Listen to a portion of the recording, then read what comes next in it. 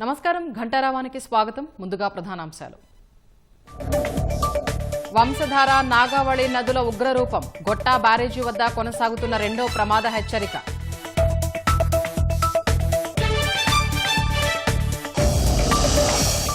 అంబేద్కర్ ప్రతిమకు మంటలు అంటుకున్న ఘటనపై సీఎం ఆరా.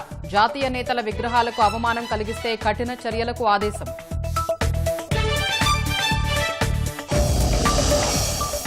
దేవరగట్టు బన్నీ ఉత్సవంలో 90 మందికి గాయాలు. ఆదోని, ఆలూరు ఆసుపత్రుల్లో 25 మందికి చికిత్స.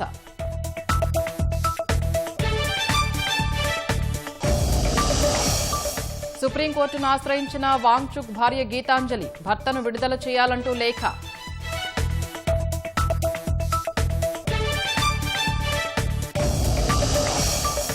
షట్డౌన్ వల్ల వేలాది మంది ఫెడరల్ ఉద్యోగుల ఉపాధికి గండం. లేఆఫ్ల జాబితా సిద్ధం చేస్తున్నట్లు అమెరికా వెల్లడి.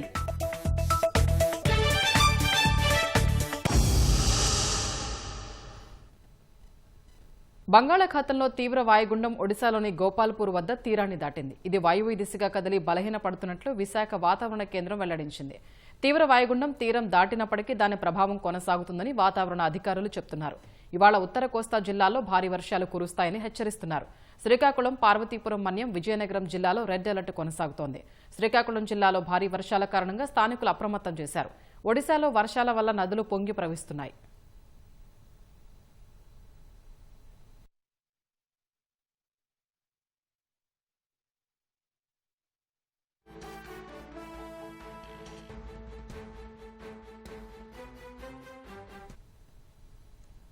తీవ్ర వాయుగుండం ప్రభావంతో శ్రీకాకుళం జిల్లాలోని నదులకు వరద ఉధృతి భారీగా పెరిగింది. ఎగువన ఒడిశాలో కురిసిన వానలకు వంశధార, నాగావళి, మహేంద్రతనయ నదుల్లోకి భారీగా వరద చేరుతోంది. హీరమండలం గొట్టా బ్యారేజీ వద్ద అధికారులు రెండో ప్రమాద హెచ్చరిక జారీ చేశారు.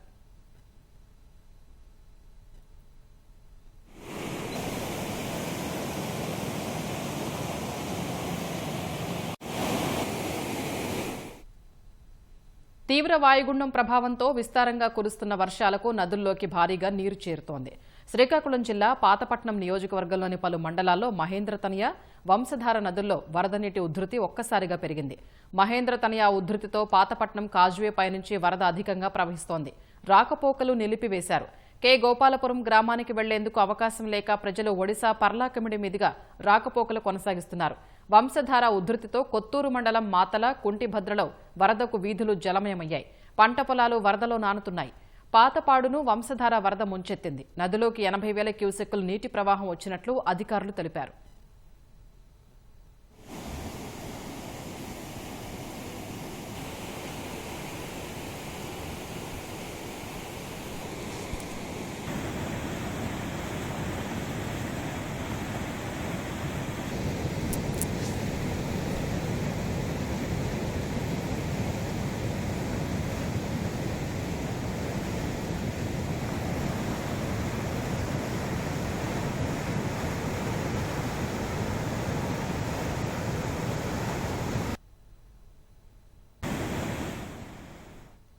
ఒడిశాలో కురిసిన వర్షాలకు నాగావళికి వరద పోటెత్తింది. హీరమండలంలోని గొట్టా బ్యారేజీ వద్ద రెండో ప్రమాద హెచ్చరిక జారీ చేశారు.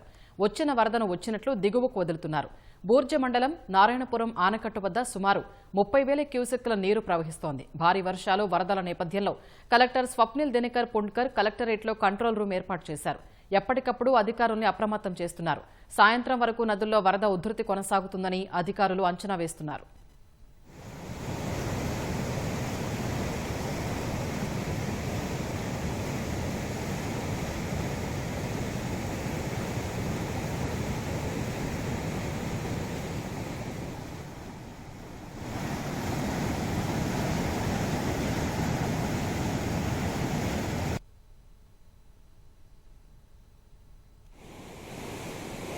పరిస్థితి చాలా దారుణంగా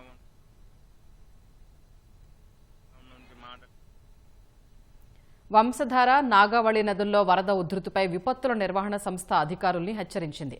నదీ పరివాహక ప్రాంత ప్రజలు జాగ్రత్తలు తీసుకోవాలని సూచించింది.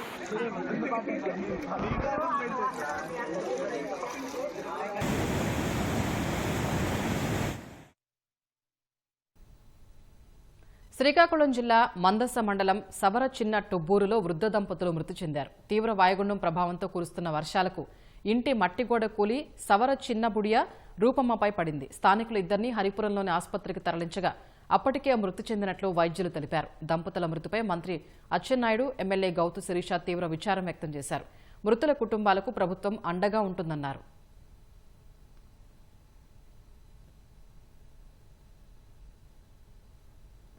మన్యం జిల్లాలో భారీ వర్షాలపై అధికారుల్ని మంత్రి అచ్చెన్నాయుడు అప్రమత్తం చేశారు. జిల్లా కలెక్టర్, ఎస్పీలతో ఫోన్లో మాట్లాడిన మంత్రి ఎప్పటికప్పుడు సమాచారం అందివ్వాలని ఆదేశించారు.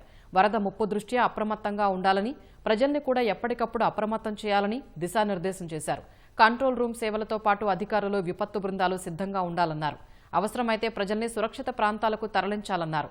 విద్యుత్ సరఫరాకు అంతరాయం కలగకుండా చూడాలని ఆదేశించారు. కాలువలు, చెరువులకు గండ్లు పడకుండా పర్యవేక్షించాలని జలవనరుల శాఖ అధికారులకు సూచించారు. గాలులు, భారీ వర్షాల వేళ ప్రజలు బయటకు రావద్దని విజ్ఞప్తి చేశారు.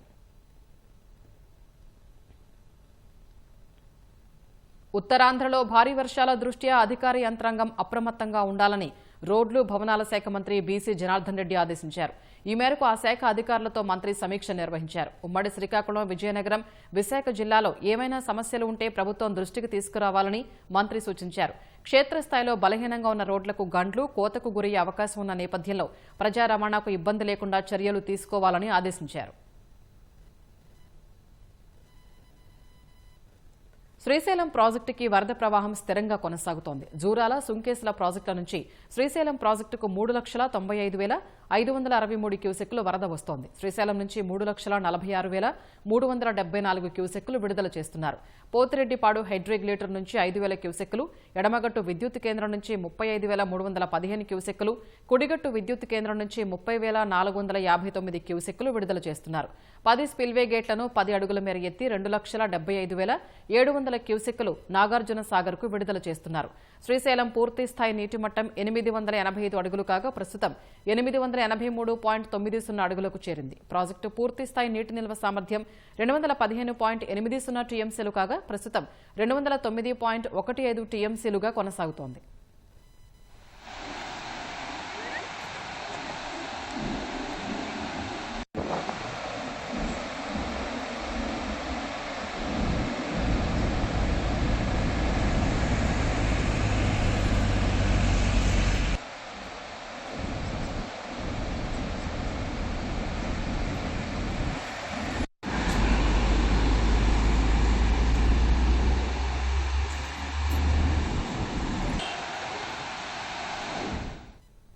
కర్నూలు జిల్లా దేవరగట్టులో కర్రల సమరం ముగిసింది. ఇందులో 90 మంది గాయపడగా 2 మృతి చెందారు.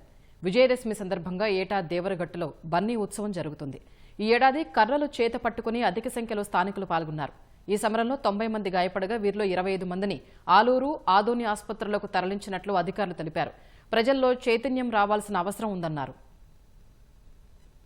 విజయదశమి రోజు జరిగే దేవరగట్టులో బన్నీ ఉత్సవం కంప్లీట్ అయింది. నిన్న నైట్ 12 గంటలకి మొదలయ్యి ఈరోజు 7 గంటలకి కంప్లీట్ అయింది. దాదాపు 1000 మందితో మనం పోలీస్ బందోబస్తు అరేంజ్ చేశాము. 10 డ్రోన్స్ ఫ్లై చేశాము. లాస్ట్ ఇయర్ అవేర్నెస్ ప్రోగ్రామ్స్ చేశాము. దానికన్నా కొంచెం ఎక్కువమే సారి చేశాము. బట్ స్టిల్ అన్ఫార్చునేట్ ఇన్సిడెంట్స్ లో 2 చనిపోవడం జరిగింది. ఒకరు హెడ్ ఇంజురీతో, ఒకరు హార్ట్ అటాక్ తో. నెంబర్ ఆఫ్ ఇంజురీస్ 90 ఉన్నాయి. నెక్స్ట్ ఇయర్ నుంచి ఇంకా అవేర్నెస్ పెంచుకొని ఇంకా కొంచెం మనం ఇంజురీస్ కానీ అన్ఫార్చునేట్ ఇన్సిడెంట్స్ తగ్గించే కోణంలో మనం ముందు సాగాలని చెప్పారు. తెల్లవారుజామున గ్రామస్తులందరూ ఉత్సవమూర్తులను ఇక్కడ తీసుకొచ్చారు. కంప్లీట్ అయింది, ప్రశాంతంగా పూర్తయింది. ఇప్పటి వరకు రిజిస్టర్ అయిన ప్రకారము సుమారుగా ఒక 90 మంది వరకు ఇంజరీస్ అయ్యాయి. అందులో ఒక 25 మెంబర్స్కి మెరుగైన వైద్యం కోసము మనం Aluru as well as Adoni హాస్పిటల్స్కి వాళ్ళని షిఫ్ట్ చేయడం జరిగింది. అందరి కండిషన్ కూడా స్టేబుల్గా ఉంది. మనకి ఇప్పటి వరకు సోఫారు 2 డెత్స్ రిపోర్ట్ అయ్యాయి. గతంలో కంటే ఈసారి మనము ఇంజరీ కౌంట్ అనేది తగ్గించడానికి ఏర్పాట్లు చేసాము. ఆ రకంగా కొంతవరకు సక్సెడ్ అయ్యామని మనము చెప్పగలం. చిత్తూరు జిల్లాలో అంబేద్కర్ విగ్రహానికి మంటలు అంటుకున్న ఘటనపై ముఖ్యమంత్రి చంద్రబాబు ఆరా తీశారు. వెదురుకుప్పం మండలం దేవళంపేటలో ఈ ఘటన కారణంగా జరిగిన నష్టంపై వివరాలను తెలుసుకున్నారు. విగ్రహానికి ఆనుకుని ఉన్న షెడ్డుకు అగంతకులు రాత్రి నిప్పు పెట్టడంతో నష్టం జరిగిందని అధికారులు వివరించారు. జాతీయ నేతల విగ్రహాలకు అవమానం కలిగేలా ఎవరూ ప్రవర్తించినా కఠిన చర్యలు తీసుకోవాలని సీఎం స్పష్టం చేశారు. ఉన్నతాధికారులు ఘటనా స్థలానికి చేరుకుని విచారణ చేస్తున్నారని అధికారులు తెలిపారు. ఘటనపై సమగ్ర విచారణ జరిపి నిందితులపై చర్యలు తీసుకోవాలని ఆదేశించారు.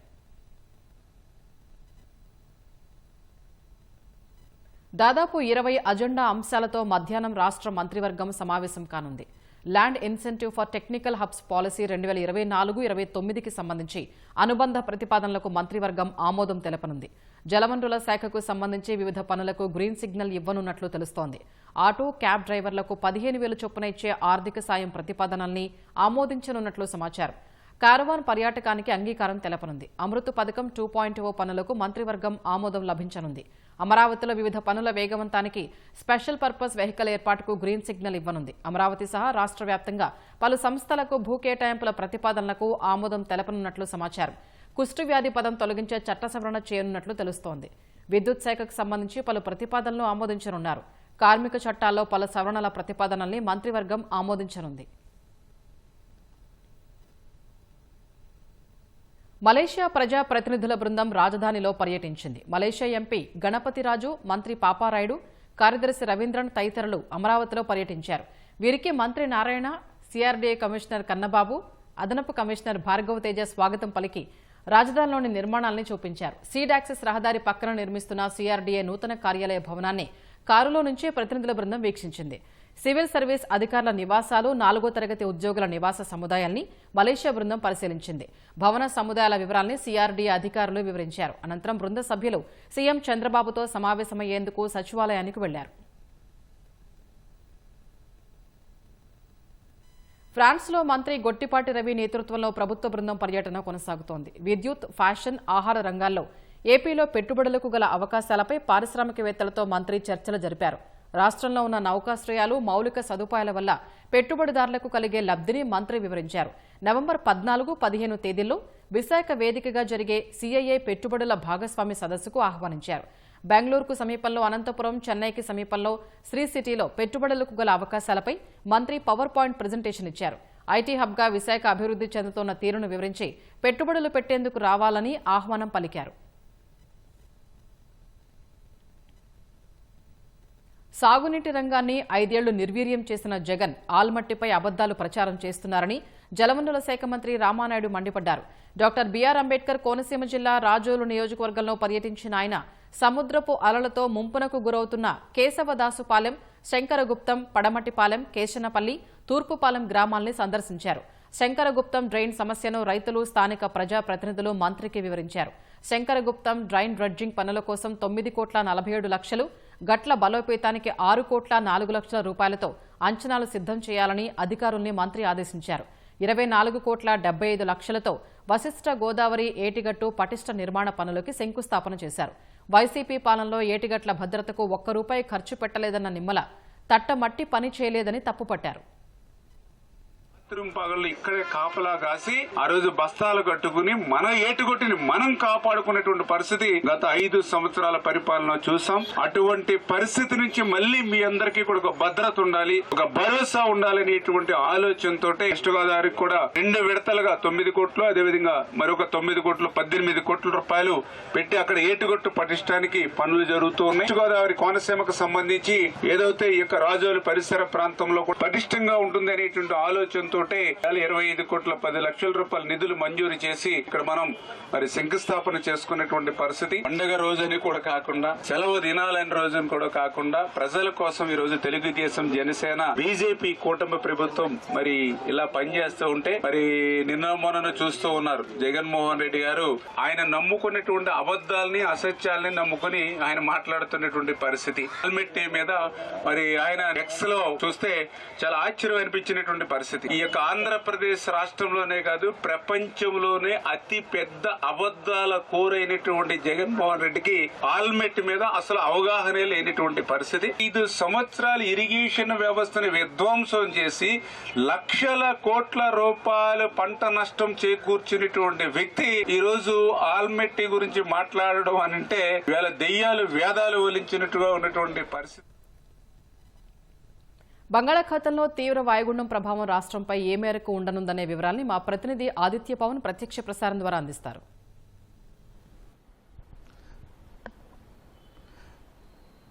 స్వప్న బంగాళాఖాతంలో తీవ్ర వాయుగుండం తీరం దాటినప్పటికీ కూడా దాని ప్రభావం మరో 24 గంటల పాటు ముఖ్యంగా 4 రాష్ట్రాల మీద చూపిస్తోంది.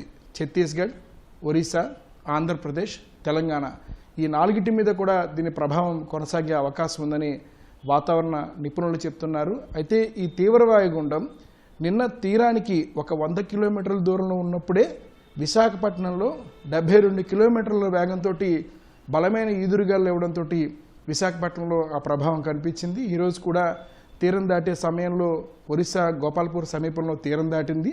నిన్న రాత్రే తీరం దాటింది. తీరం దాటినప్పటికీ కూడా దాని ప్రభావం కొనసాగుతోంది. క్రమంగా ఇది బలహీనపడుతోంది. ప్రస్తుతం అది ఒరిస్సా ఛత్తీస్గఢ్ సరిహద్దు ప్రాంతంలో భూభాగం మీదే ఉంది. క్రమక్రమంగా బలహీనపడుతోంది. తీవ్ర వాయుగుండంగా మారి వాయుగుండం సుస్పష్ట అల్పపీడనంగా మారి సాధారణ స్థితికి కొద్ది గంటల్లోనే వస్తుంది. అయితే ప్రస్తుతం మనం చూడొచ్చు ఒరిస్సా ప్రాంతంలో ప్రస్తుతం అయితే ఈ ప్రాంతంలో కొనసాగుతుంది. అయితే మనం చూడొచ్చు ఇక్కడ 55 కిలోమీటర్ల వేగంతో బలమైన ఈదురుగాలులు ఒరిస్సా ప్రాంతంలో చుట్టుముడుతున్నాయి. ఒరిస్సా మాత్రమే కాదు, ఈ ప్రాంతం అంతా కూడా అంటే మొత్తం ఆంధ్ర ప్రాంతం అంతా ఉన్న ఈ ఆంధ్ర సరిహద్దు ప్రాంతం ఆంధ్ర తీరం వెంబడంతా కూడా మరో 2 రోజుల పాటు బలమైన ఈదురుగాలులు కొనసాగే అవకాశం ఉందని వాతావరణ నిపుణులు చెప్తున్నారు. అందుకు తగ్గట్టుగానే మొత్తం తీరం వెంబడంతా కూడా ఈదురుగాలులు కొనసాగుతున్నాయి. ఈ ప్రాంతంలో గోపాల్పూర్ సమీపంలో తీరం దాటింది. తీరం దాటిన తర్వాత క్రమక్రమంగా బలహీనపడుతోంది. ప్రస్తుతం అది ఒరిస్సా ఛత్తీస్గఢ్ పరిసర ప్రాంతాల సరిహద్దు ప్రాంతంలో ఉంది. ప్రస్తుతం మనం ఛత్తీస్గఢ్ ప్రాంతంలో బలమైన వర్షాలు పడుతున్నాయి. ఒరిస్సాలో కూడా బలమైన వర్షాలు పడుతున్నాయి. ఒరిస్సాలో బలమైన వర్షాలు పడడం వల్ల ఉత్తర కోస్తా ప్రాంతంలో ఉన్నటువంటి ఈ ప్రాంతంలో శ్రీకాకుళం పరిసర ప్రాంతాలు ఒరిస్సా ప్రాంతంలో ఉన్నటువంటి నదుల్లోకి పెద్ద ఎత్తున నీరు వచ్చి చేరుతుంది. ఆ ప్రభావం వల్ల శ్రీకాకుళం ప్రాంతంలో ఉన్నటువంటి ఈ ప్రాంతంలో ఉన్న నదులంతా కూడా పొంగి ప్రవహిస్తున్నాయి. ఇక్కడ ఎక్కువ వర్షాలు పడడం వల్ల ఆ ప్రభావం శ్రీకాకుళం జిల్లా మీద స్పష్టంగా కనిపిస్తుంది. ఇప్పటికే శ్రీకాకుళం జిల్లాలో పాతపట్నం కావచ్చు, ఇతర ప్రాంతాల్లో చాలా చోట్ల వంశధార, నాగావళి, బాహుదా ఈ నదులన్నీ కూడా పొంగి ప్రవహిస్తున్నాయి. ముఖ్యంగా రాగల 24 గంటల్లో ఆంధ్రప్రదేశ్ మొత్తం అంతా కూడా ఎల్లో అలర్ట్ జారీ చేశారు.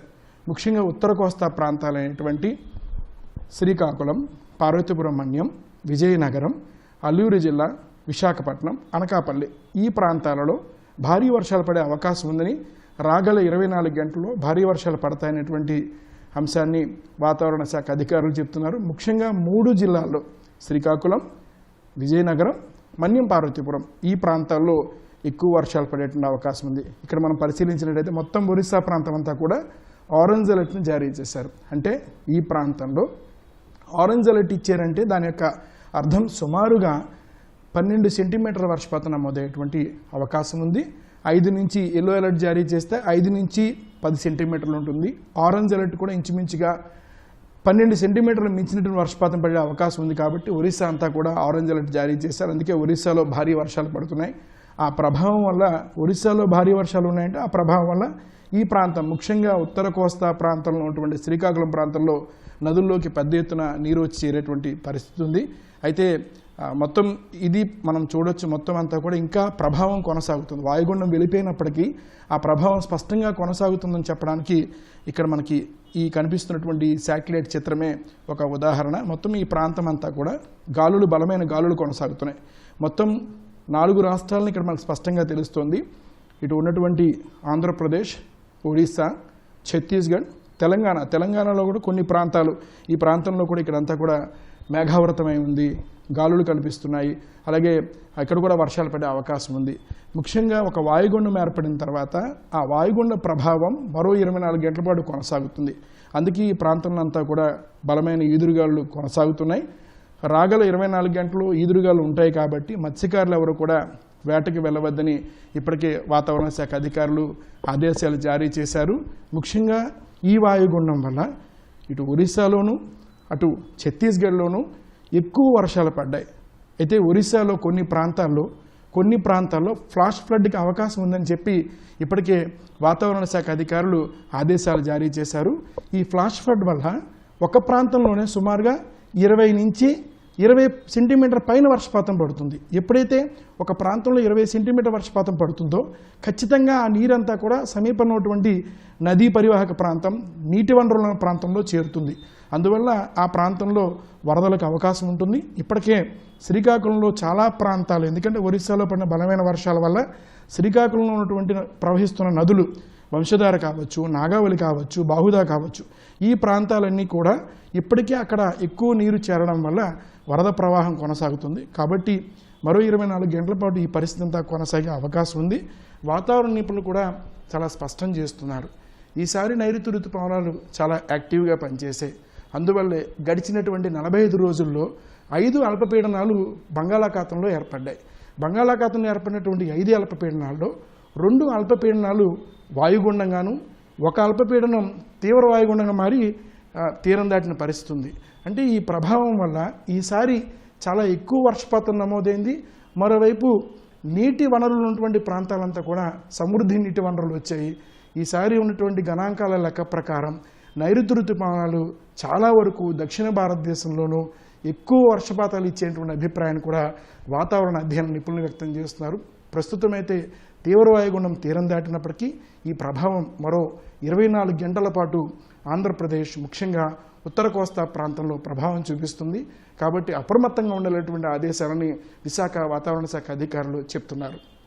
కెమెరా పర్సన్ ఏ శ్రీనివాస్తో ఆదిత్య పవన్, విశాఖపట్నం.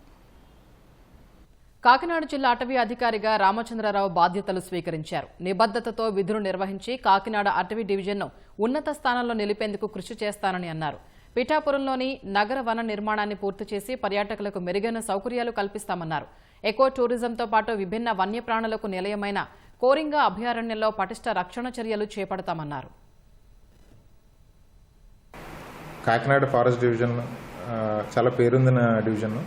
సో ఈ డివిజన్లో మనకి కోరింగ వైల్డ్ లైఫ్ శాంక్చురీ ఉంది. Community based eco tourism works జరుగుతున్నాయి. అలాగే పిఠాపురంలో నగరవనం డెవలప్మెంట్ స్టేజ్లో ఉంది. వైల్డ్ లైఫ్ పాయింట్ ఆఫ్ వ్యూలో చాలా ప్రాముఖ్యత కలిగిన డివిజన్ ఇది. కొన్ని ఫారెస్ట్ ప్రొటెక్షన్ ఇష్యూస్ కూడా ఉన్నాయి. సో ఈ అన్నిటిని కూడా అడ్రస్ చేస్తూ కాకినాడ ఫారెస్ట్ డివిజన్ని మంచి స్థానంలో నిలబెడతాకి మేము అన్ని చర్యలు చేపడతామని ఈ సందర్భంగా తెలియజేస్తున్నాం. Thank you. పల్నాడు జిల్లా సత్తెనపల్లిలో వైసీపీ అధికార ప్రతినిధి యనమల నాగార్జున యాదవ్ దౌర్జన్యానికి దిగారని గుడ్ మార్నింగ్ హోటల్ సిబ్బంది ఆరోపించారు. ఆహారం త్వరగా ఇవ్వలేదని, హోటల్ యజమానితో పాటు సిబ్బందిపైన దాడికి పాల్పడ్డారన్నారు. అనుచరులతో కలిసి దాడి చేయడంతో ఇద్దరికి గాయాలయ్యాయని సిబ్బంది వాపోయారు. ఏమైనా మాట్లాడితే తమ వారందరూ వస్తారని నాగార్జున యాదవ్ బెదిరించారని తెలిపారు. దాడి ఘటనపై సత్తెనపల్లి పిఎస్లో బాధితులు ఫిర్యాదు చేయడంతో పోలీసులు కేసు నమోదు చేశారు.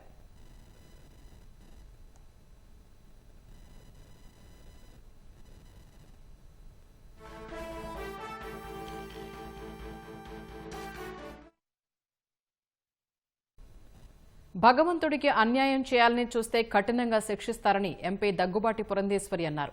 కుటుంబ సభ్యులతో కలిసి ఆమె తిరుమల స్వామివారి సేవలో పాల్గొన్నారు.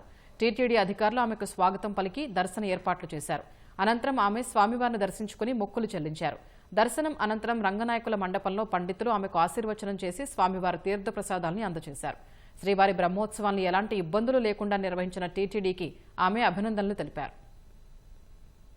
నేను ముందుగా చైర్మన్ గారిని, ఈఓ గారిని, అదే విధంగా బోర్డు మెంబర్స్ ని ఒక్కరికి కూడా నా అభినందన ముందుగా నేను తెలియజేస్తున్నాను. ఎందుకంటే చాలా సాంప్రదాయబద్ధంగా, పవిత్రంగా, ఎటువంటి ఇబ్బంది లేకుండా చాలా సవ్యంగా ఈ యొక్క బ్రహ్మోత్సవాలు నిర్వహించినందున తప్పకుండా భక్తుల యొక్క ఆశీస్సులు వారందరి మీద ఉంటాయని చెప్పి నేను విశ్వసిస్తున్నటువంటి విషయం. అదే విధంగా భక్తులందరూ కూడా చాలా క్రమశిక్షణతోటి భగవంతుడి దర్శనం చేసుకున్నందున వారందరికీ కూడా నేను శిరస్సు వంచి ముందుగా నేను నమస్కరిస్తున్నాను. మరి ఆ భగవంతుడికి అన్యాయం చేయాలి అని చెప్పి తలపెట్టిన వారికి మన చూస్తున్నాం, మన పరకామణి వంటి విషయాలు ఇక్కడ జరగటం మనందరికీ తెలియనటువంటి విషయం కాదు. అటువంటి వారిని ఎప్పుడూ కూడా భగవంతుడు శిక్షిస్తాడు. కనుక సర్వేజన సుఖినో భవంతు అంటే ఆ భగవంతుడి అనుగ్రహం ప్రతి ఒక్కరి మీద, అందరి మీద ఉండాలి, ప్రజలందరి మీద ఉండాలి అని చెప్పి ఆ వెంకటేశ్వరుని ప్రార్థిస్తున్నాను. దసరా నవరాత్రుల్లో భాగంగా చివరి రోజు మచిలీపట్నం కోనేరు సెంటర్లో కాళికాదేవి ప్రభలు, శక్తి పటాల ఊరేగింపును ఘనంగా నిర్వహించారు. అర్ధరాత్రి ప్రారంభమైన పటాల ఊరేగింపు ఉదయం వరకు కొనసాగింది. నవరాత్రుల్లో యువత శక్తి పటాలు ధరించి అమ్మవారికి మొక్కులు చెల్లించుకుంటారు. 9 రోజుల పాటు జరిగే పటాల ఊరేగింపులన్నీ చివరి రోజు కోనేరు సెంటర్కు చేరుకుంటాయి. అక్కడ సమీపూజ నిర్వహించి ఉత్సవాలకు ముగింపు పలుకుతారు.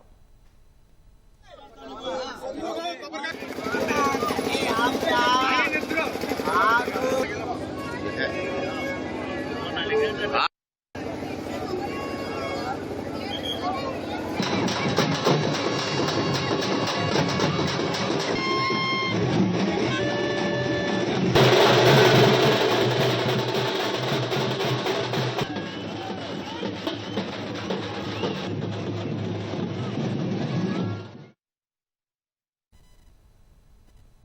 జిల్లా పంగులూరు మండలం నూజెళ్లపల్లిలో 6 ఏళ్లుగా దసరా ఉత్సవాలు జరగటం లేదు.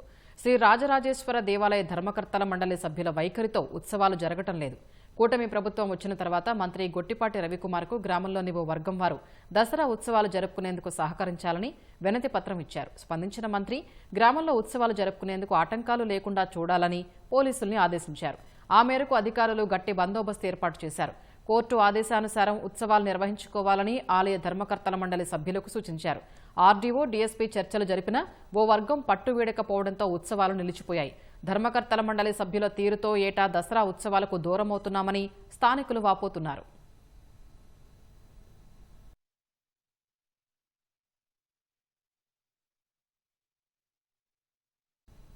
తమిళనాడులో బాంబు బెదిరింపులు కలకలం సృష్టిస్తున్నాయి. సినీ, రాజకీయ ప్రముఖుల ఇళ్లతో పాటు పలు ప్రదేశాలకు బాంబు బెదిరింపులు వచ్చాయి. సీఎం స్టాలిన్, సినీ నటి త్రిష నివాసాలతో పాటు బీజేపీ ప్రధాన కార్యాలయం, డీజీపీ ఆఫీస్, రాజ్భవన్ను పేల్చివేస్తామంటూ ఆగంతకులు బెదిరింపులకు పాల్పడ్డారు. వెంటనే అప్రమత్తమైన పోలీసులు బాంబు డాగ్ స్క్వాడ్ బృందాల సాయంతో తనిఖీలు నిర్వహిస్తున్నారు. ఇప్పటివరకు ఎలాంటి అనుమానిత వస్తువులు లభించలేదు. అటు చెన్నైలో భద్రతను కట్టుదిట్టం చేశారు. బెదిరింపులకు పాల్పడిన వారిని గుర్తించేందుకు దర్యాప్తు ప్రారంభించారు. గత 6 రోజుల్లో ఇలాంటి బెదిరింపులు రావడం ఇది మూడోసారి. ఆగస్టులో స్టాలిన్ నివాసంలో బాంబు పెట్టామంటూ బెదిరించిన దుండగుడు గణేష్ను పోలీసులు అరెస్ట్ చేశారు.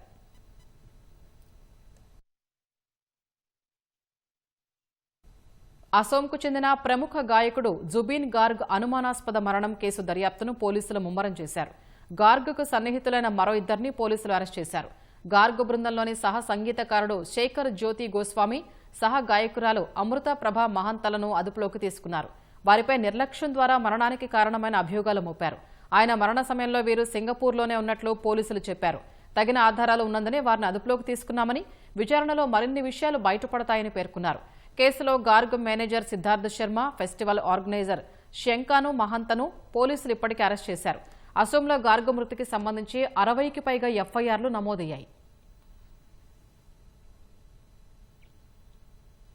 లేహ్లో అల్లర్లకు రెచ్చగొట్టారన్న ఆరోపణలతో అరెస్టైన లద్దాఖ్ ఉద్యమ నేత సోనం వాంగ్చుక్ భార్య గీతాంజలి జే ఆంగ్మో సుప్రీంకోర్టును ఆశ్రయించారు. తన భర్తను విడుదల చేయాలని కోరుతూ సర్వోన్నత న్యాయస్థానంలో పిటిషన్ దాఖలు చేశారు. అంతకుముందు తన భర్తను విడుదల చేయాలంటూ రాష్ట్రపతి ద్రౌపది ముర్ము, ప్రధాని మోదీకి, కేంద్ర మంత్రి అమిత్ షాకు ఆమె లేఖ రాశారు. వాంగ్చుక్ను పాక్తో ఎలాంటి సంబంధాలు లేవని ఆమె పేర్కొన్నారు. వాంగ్చుక్ ఉద్యమ స్ఫూర్తిని చంపేందుకు కొంతకాలంగా కుట్రలు జరుగుతున్నాయని గీతాంజలి ఆరోపించారు.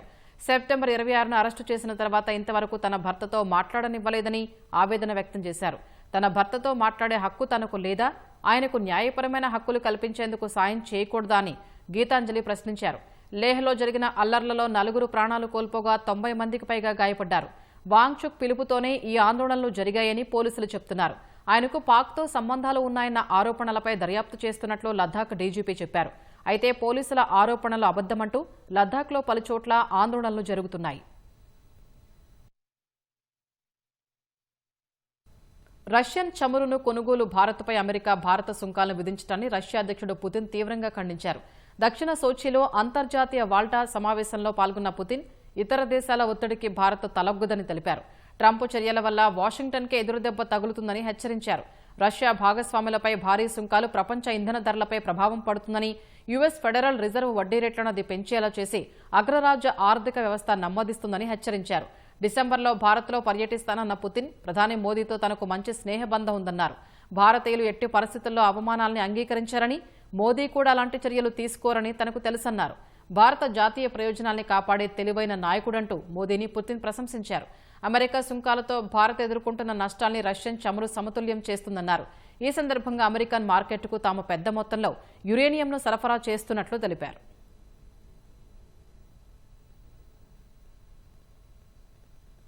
అమెరికాలో ప్రభుత్వ షట్డౌన్ కారణంగా వేలాది మంది ఫెడరల్ ఉద్యోగులు తమ ఉద్యోగాల్ని కోల్పోతారని శ్వేతసౌధం హెచ్చరించింది.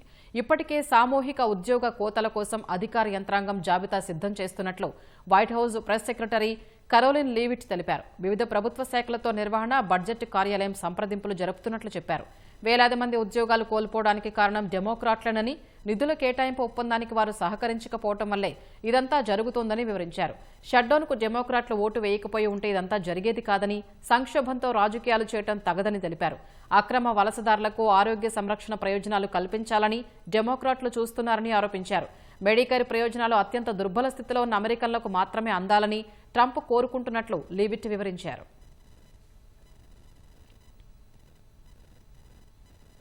హైదరాబాద్లోని నాంపల్లి ఎగ్జిబిషన్ మైదానంలో మాజీ గవర్నర్ బండారు దత్తాత్రేయ కుమార్తె విజయలక్ష్మి ఆధ్వర్యంలో అలైబలై కార్యక్రమం నిర్వహిస్తున్నారు. ప్రత్యక్ష ప్రసారం ద్వారా చూద్దాం. చాలా చాలా అభినందనీయం. అండ్ విజయలక్ష్మి గారు ఇది ఇంత చక్కగా నిర్వహిస్తున్నారు ఏమండి, మై కంగ్రాచులేషన్స్. అండ్ దత్తాత్రేయ గారితో ఎప్పటి నుంచో పరిచయం నాకు, అండ్ ఆయన్ని నన్ను ఇక్కడ రమ్మంటాం చాలా థ్యాంక్ యూ అండి. థ్యాంక్ యూ చెప్పి సెలవు తీసుకుంటాం. Thank you sir, thank you so much for your valuable time. ఇప్పుడు ప్రముఖ హాస్య నటులు, పరిచయ అవసరం లేని బ్రహ్మానందం గారిని సన్మానించవలసిందిగా మన దత్తాత్రేయ గారిని కోరుతున్నాను. బ్రహ్మానందం గారు ఒక ప్రసిద్ధ భారతీయ నటుడు మరియు హాస్య నటులు. తెలుగు సినిమా రంగంలో తన నటనకి ప్రసిద్ధి చెందినవారు. 1000కి పైగా చిత్రాలను నటించి సహజ నటుడి అని గిన్నిస్ వరల్డ్ రికార్డ్ని కైవసం చేసుకున్నారు. ఆయనకి భారతదేశం యొక్క 4వ అత్యున్నత పౌర పురస్కారమైన పద్మశ్రీతో సహా అనేక అవార్డులు లభించాయి. ఆయనకు పద్మశ్రీ అవార్డుతో పాటు అనేక నంది, ఫిల్మ్ఫేర్, సైమా అవార్డ్స్తోని అవార్డులు లభించాయి. ఒకే భాషలో అత్యధిక చిత్రాలు 754 నటించి గిన్నిస్ బుక్ ఆఫ్ వరల్డ్ రికార్డ్స్లో చేరారు.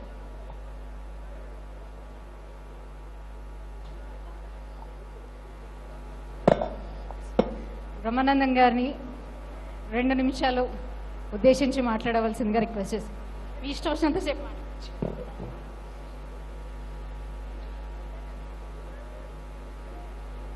అలై బలై కార్యక్రమానికి విచ్చేసిన అందరికీ నా హృదయపూర్వకమైన నమస్కారాలు తెలియజేస్తున్నాను. నాకు 2 నిమిషాలు టైం ఇచ్చారు మాట్లాడమని.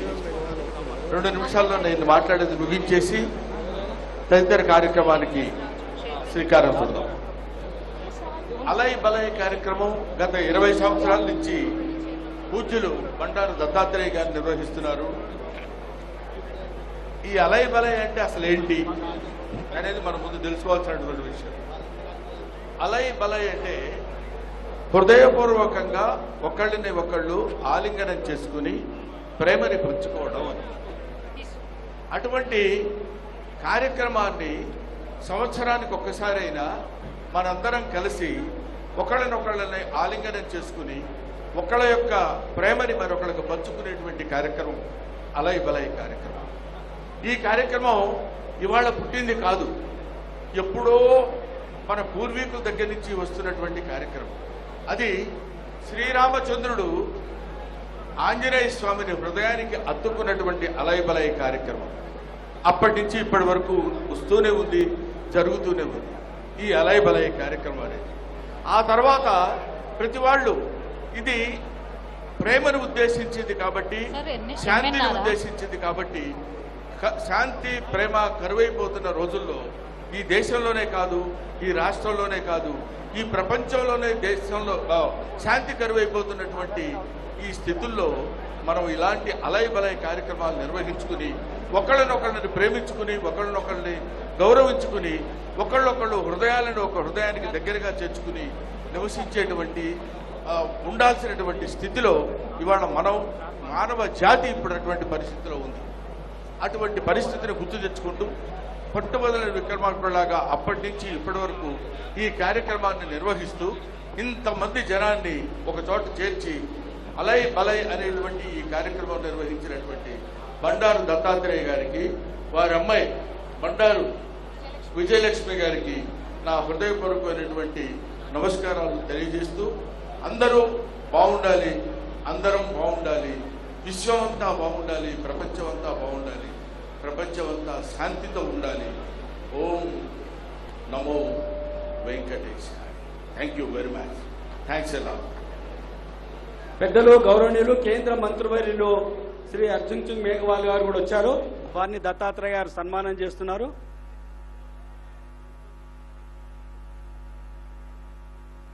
పెద్దలు గౌరవనీయులు మన దేశ మాజీ ఉపరాష్ట్రపతి గారైనటువంటి మాజీ కేంద్ర మంత్రులు వర్లైనటువంటి శ్రీ ఎం వెంకయ్య నాయుడు గారిని అలైబలే కార్యక్రమం ఉద్దేశించి మమ్మల్ని ఆశీర్వదించవలసిందిగా వారిని ప్రార్థిస్తున్నాం.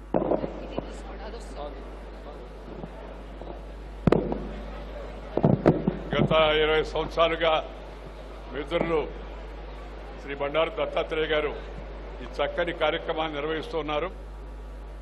వారికి శుభాకాంక్షలు తెలియజేయడం కోసం, అలాగే మీ అందరినీ కలవడం కోసం ఈరోజు ప్రత్యేకంగా ఇక్కడ వచ్చాం. ఈ అలయ్ బలయ్ అంటే మనందరం సోదరులం, మనందరం బంధువులం, ఒకరితో ఒకరు కలిసిమెలిసి ఉండాలనే సందేశం ఈ యొక్క పండుగ యొక్క, ఈ ఉత్సవం యొక్క పరమ ఉద్దేశం. ఇవాళ దేశంలో కులం పేరుతో, మతం పేరుతో, వర్గం పేరుతో, వర్ణం పేరుతో, జాతి పేరుతో జనాన్ని చీల్చే ప్రయత్నాలు చేస్తున్నారు. కొంతమంది అక్కడెక్కడో ఏదో నేపాల్లో జరిగింది, ఇంకేదో జరిగింది, అక్కడ జరిగింది, ఇక్కడ జరిగింది. ఇండియాలో అలాంటి అవకాశం లేదు. అది ఎవరన్నా ఆశలు పెట్టుకుంటే వాళ్ళు నిరాశ పాలవుతారని చెప్పని ఈ సందర్భంగా నేను మనవి చేస్తున్నాను. ఎందుకంటే ఈ దేశంలో వేషం భాష వేరైనా మనమంతా భారతీయులం. అలగ్ భాష అలగ్ వేష్ ఫిర్ భీ అప్నా ఏక్ దేశ్, వివిధతా మే ఏకతా భారత్ కా విశేషత అనే సిద్ధాంతానికి కట్టుబడి జనం తాత్కాలికంగా ఏదైనా చిన్న చిన్న విభేదాలు వచ్చినా వాటిని పరిష్కరించుకొని అందరూ కూడా భారతీయులు అనే భావంతో ముందుకు వెళ్తుంటారు. ఇలాంటి కార్యక్రమాలు శ్రీ దత్తాత్రేయ గారు, వారి కుమార్తె విజయలక్ష్మి మరి ఈ అలయ్ బలయ్ కమిటీకి చైర్మన్గా ఉంటూ ఈ మంచి కార్యక్రమాన్ని నిర్వర్తిస్తూ మనకి ఎప్పటికప్పుడు ఈ ఐక్యత యొక్క సందేశాన్ని అందించడం చాలా ముదావహం. వారిని హృదయపూర్వకంగా నేను అభినందిస్తున్నాను. అదేవిధంగా మీ అందరికి కూడా ఒకరోజు జరిగిపోయినప్పటికీ కూడా విజయదశమి శుభాకాంక్షలు. ఈ విజయదశమి మీ అందరి యొక్క జీవితాల్లో మంచిని ప్రోత్సహించాలని, అదేవిధంగా మీ అందరికీ కూడా శుభం కలగాలని కోరుకుంటూ మీ దగ్గర సెలవు తీసుకుని నమస్కారం. జై హింద్. ధన్యవాదాలు సార్. ఇప్పుడు శ్రీ ఎంఎస్ రాజు గారు, chairman of MS educational trust ని సన్మానించవలసిందిగా బండారు దత్తాత్రేయ గారిని కోరుతున్నారు. ఎంఎన్ రాజు గారిని 78 విద్యా సంస్థలు నిర్వహిస్తూ ఇంజనీరింగ్ మరియు మెడిసిన్లో 2000 మంది ఉపాధ్యాయులు మరియు 50,000 మంది విద్యార్థులు ఉన్నారు. వారు ఉత్తమ ఉపాధ్యాయ అవార్డు 1972 గ్రహీత, ఉత్తమ నిర్వహణ అవార్డు 1981లో, ANR lifetime achievement award 2012లో, అత్యుత్తమైన విద్యా సాధన అవార్డు 2014 గ్రహీత. వారిని సన్మానించవలసిందిగా దత్తాత్రేయ గారిని, వారి అలేబలే కమిటీ సభ్యులందరినీ కోరుతున్నాము.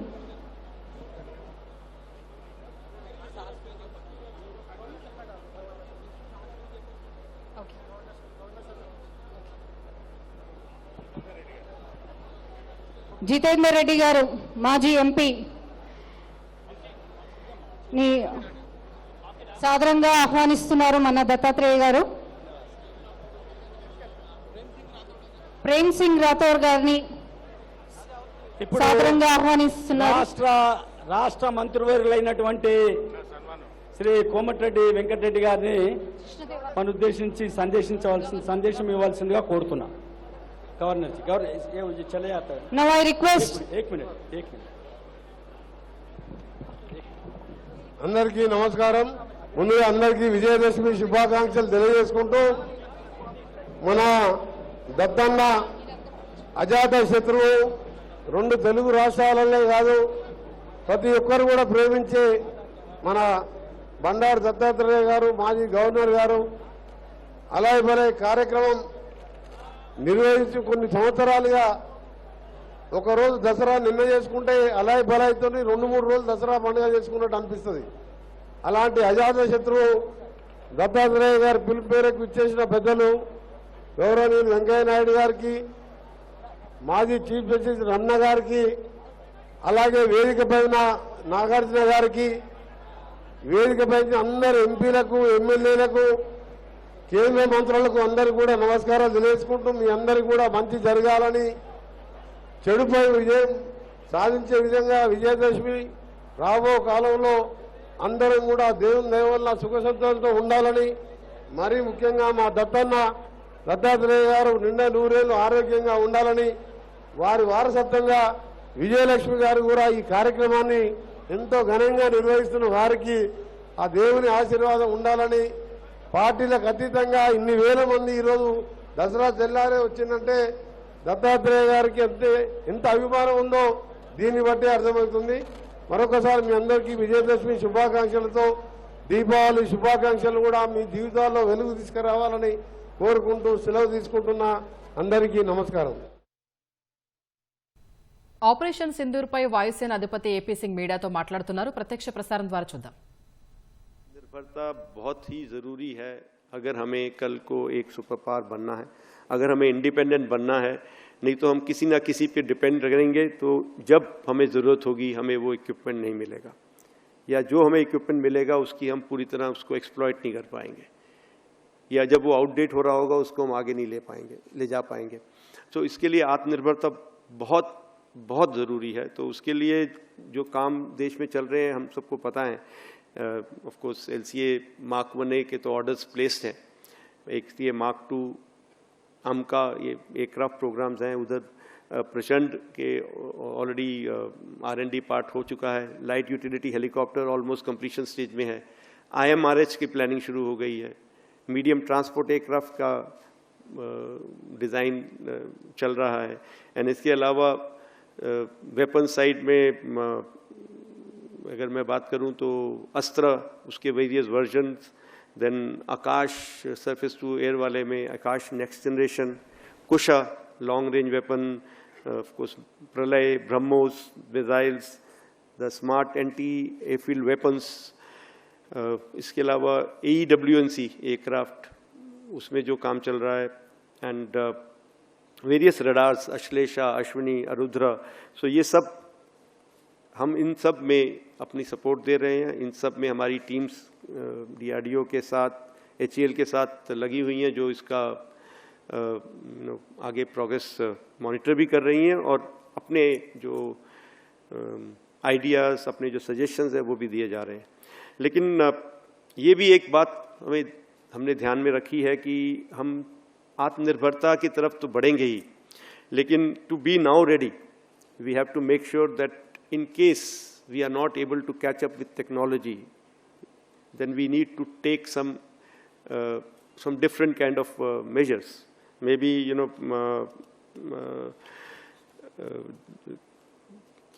if required, we go in for some strategic kind of partnership where some aircraft, some system that we immediately need the technology can be brought to India and can be manufactured in India. This will help us in two ways.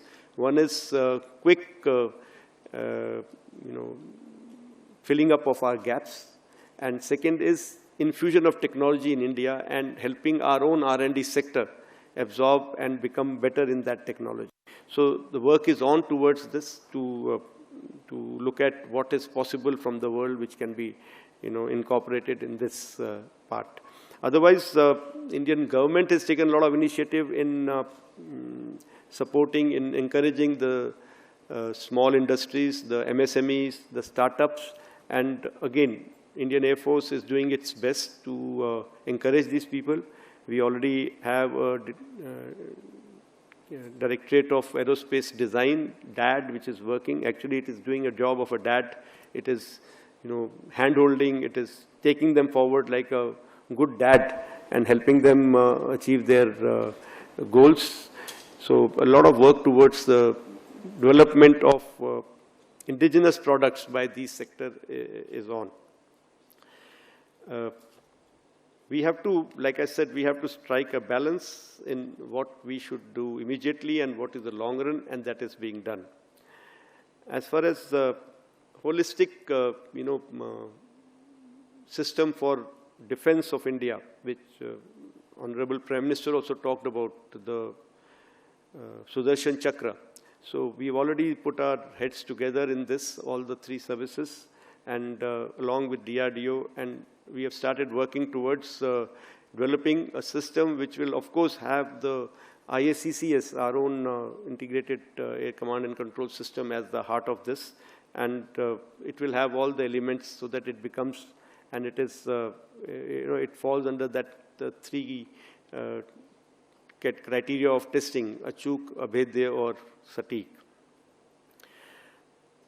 Future warfare, like I said, or will, like we did it in Sindoor, it will always require integrated approach with not just the three services, but also all other agencies coming together of the DRDO and DPSUs, and we have to make sure that whatever lessons we have learned from Sindoor, wherever we were good, wherever we think we could have done better in terms of integration, we should progress towards that. And a lot of work is going on towards this, developing some integrated structures so that these become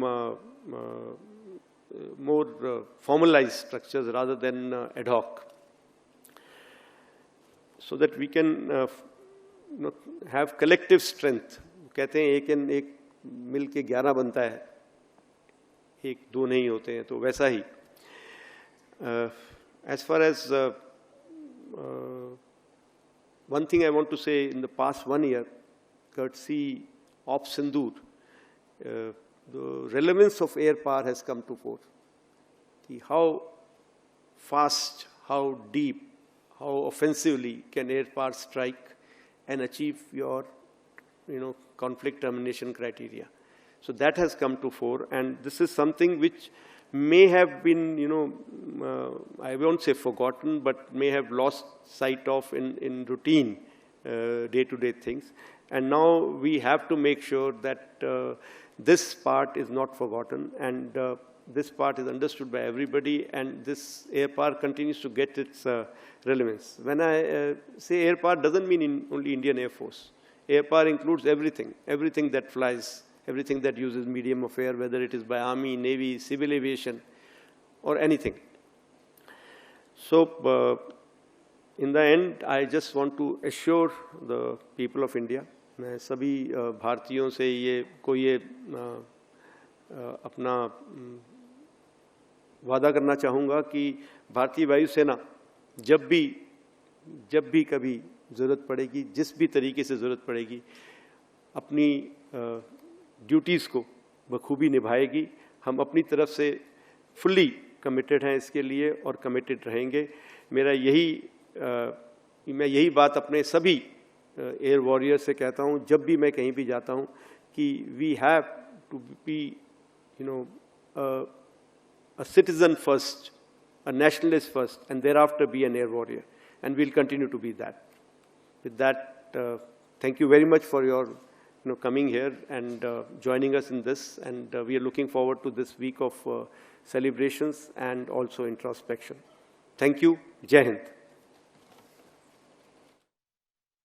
Florida తీరంలోని సముద్ర గర్భంలో అన్వేషకులకు భారీగా పురాతనమైన నిధి దొరికింది. $1 million, అంటే దాదాపు 8.5 కోట్ల రూపాయల విలువైన వెండి, బంగారు నాణేల్ని సముద్రం లోతుల నుంచి ఆ బృందం చేజెక్కించుకుంది.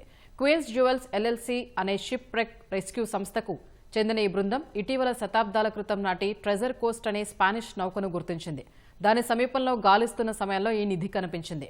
కొన్ని నాణేలపై తేదీలు, మింట్ గుర్తులు ఇప్పటికీ కనిపిస్తున్నాయని 300 ఏళ్ల క్రితం ఆ ఓడ ప్రమాదానికి గురైనట్లు ఆ సంస్థ తెలిపింది. 1715లో ఆ ఓడ అమెరికాకు వస్తుండగా హరికేన్లు సంభవించడంతో అది నీట మునిగినట్లు పేర్కొంది. తరాల నాటి నుంచి ఆ నిధి కోసం ట్రెజర్ హంటర్లు గాలిస్తూ ఉండగా క్వీన్స్ జ్యువెల్స్ బృందానికి నిధి కంటపడింది.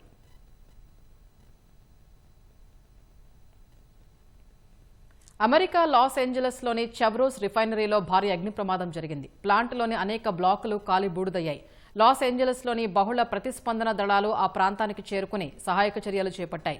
చుట్టుపక్కల ప్రాంతాన్ని ఖాళీ చేయించాయి.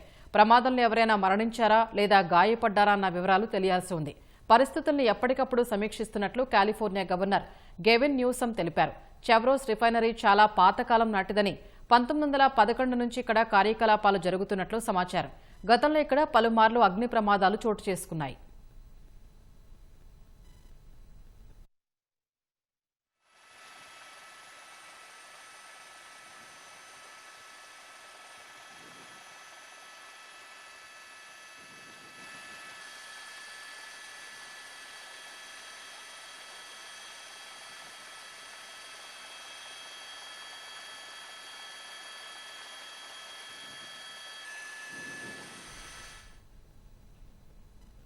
ఉత్తరాఖండ్లోని జౌన్సార్ బావార్ ప్రాంతం పురాతన ఆచారాలు, సంప్రదాయ పండుగలు, సాంస్కృతిక ఉత్సవాలకు ప్రసిద్ధిగాంచింది.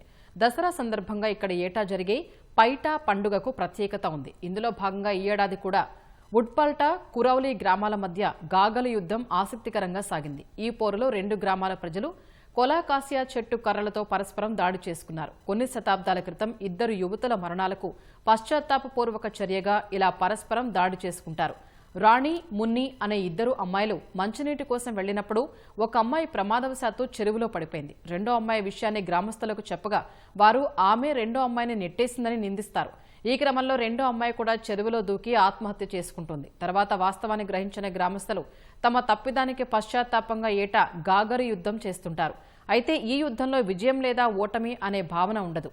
యుద్ధం తర్వాత 2 గ్రామాల ప్రజలు ఒకరినొకరు ఆలింగనం చేసుకుని ప్రేమాభిమానాల్ని చాటుకుంటారు. తర్వాత గ్రామస్తులు ఊరి మధ్యలో చేరి సంప్రదాయ హరుల్ నృత్యం చేస్తారు.